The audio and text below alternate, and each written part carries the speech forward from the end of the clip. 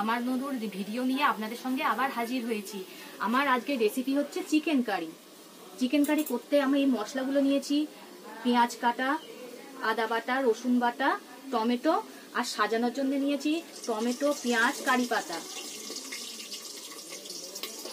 আর আলুটা আমি আগে থাকতে ভাজা বসিয়ে দিয়েছিলাম।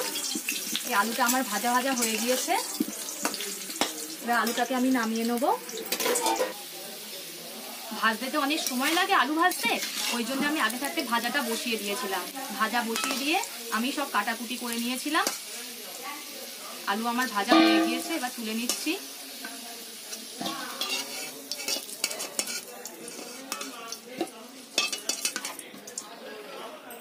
তেলের মধ্যে দিয়ে দিচ্ছি শুকনো লঙ্কা, তেজপাতা।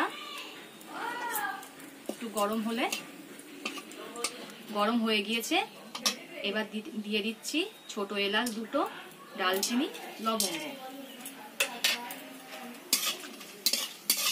তেলের মধ্যে দিয়ে দিচ্ছি পেঁয়াজ কুচি,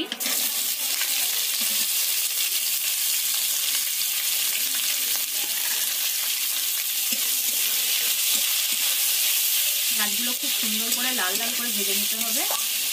লাল লাল করে ভাজলে গ্রেভিটা ভালো হয়। পেঁয়াজে দিয়ে দেবো সামান্য পরিমাণ নুন। নুন দিলে পেঁয়াজগুলো নরম হয়ে আসবে। পেঁয়াজটা একটু ঢাকা দিয়ে দিলাম। পেঁয়াজ আমার ভাজা ভাজা হয়ে গিয়েছে। পেঁয়াজ ভাজা ভাজা হয়ে গিয়েছে, এতে দিয়ে দেবো রসুন বাটা,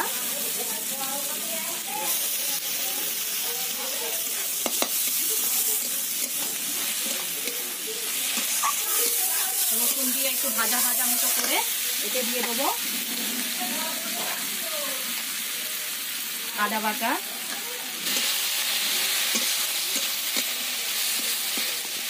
আর দিয়ে দেবো কেটে রাখা টমেটো।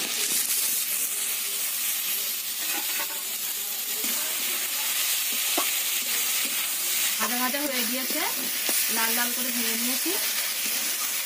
মশলাটা সুন্দর করে কষিয়ে নিতে হবে, তাহলে মাংস গ্রেভিটা ভালো হবে। মশলাটা কষানো হয়ে গিয়েছে, এতে দিয়ে দেবো হলুদ গুঁড়ো পরিমাণ মতো, দিয়ে আবার একটু নেড়ে চেড়ে দেবো। এতে দিয়ে দেবো লঙ্কা গুঁড়ো,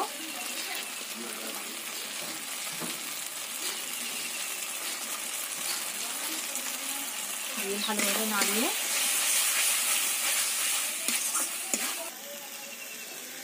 দিয়ে দেবো ধুয়ে রাখা মাংসগুলো।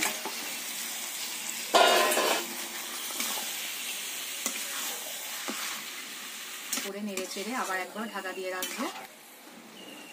ঢাকা দিয়ে রাখলাম কিছুক্ষণের জন্য।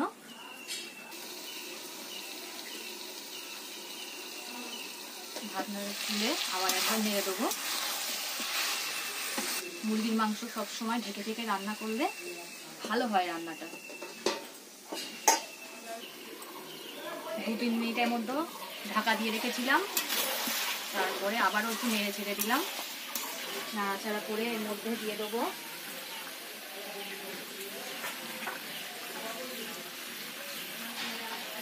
ধনিয়া গুঁড়ো,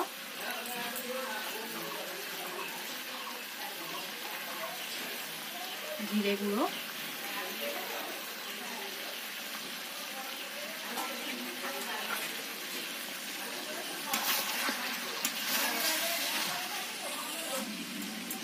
দিয়ে আবারও একবার ঢেকে দেবো। ঢাকনাটা খুলে আবারও একবার দেখি।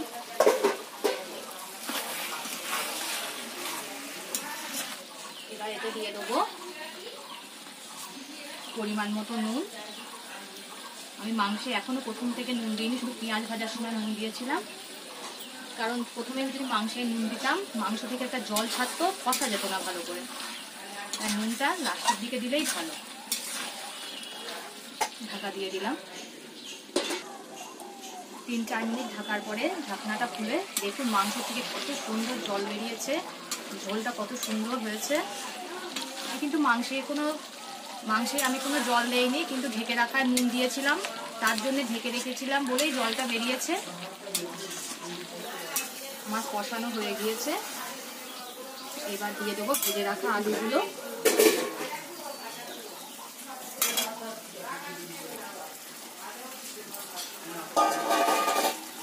দিয়ে আবারও একবার নেড়ে দেবো।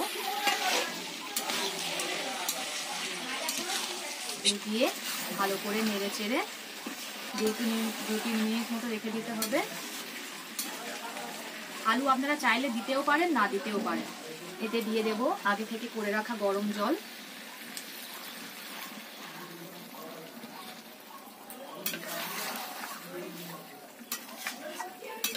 অল্প করে দিয়েছি, ভালো করে কষিয়ে আসলে আবারও একটু জল দেবো। আবারও একটু জল দিয়ে ঢাকা দিয়ে দেবো।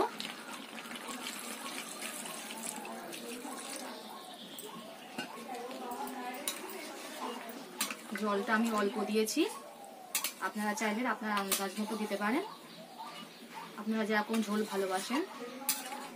আবারও ঢাকা দিয়ে দিলাম।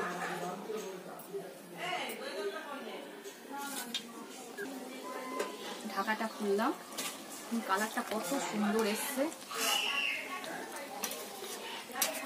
ঝোলটাও কত ঘন হয়ে এসছে, মাংস প্রায় হয়ে এসছে। এবার নামাবো।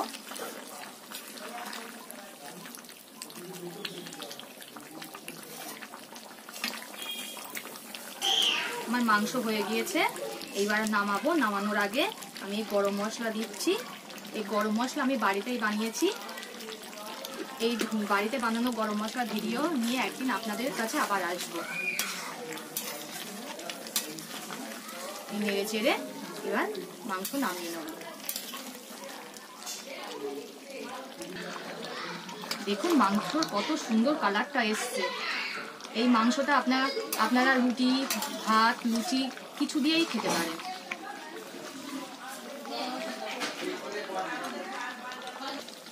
এবার মাংসটা আমি নামিয়ে নেবো। আমার মাংসটা হয়ে গিয়েছে, আমি মাংসটা নামিয়ে নিয়েছি।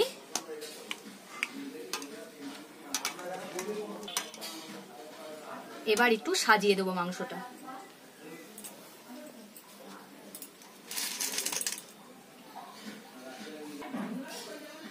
এবার মাংস এইগুলো দিয়ে আমি মাংসগুলো সাজাবো।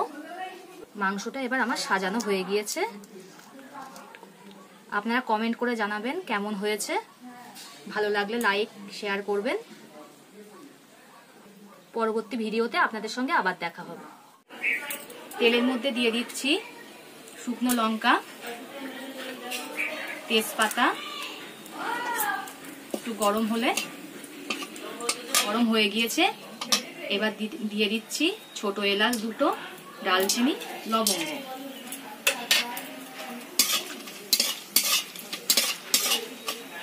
তেলের মধ্যে দিয়ে দিচ্ছি পেঁয়াজ কুচি,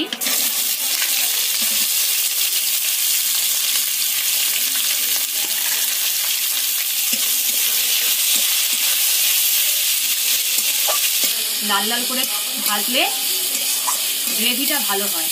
সামান্য পরিমাণ নুন দিলে পেঁয়াজগুলো নরম হয়ে আসবে।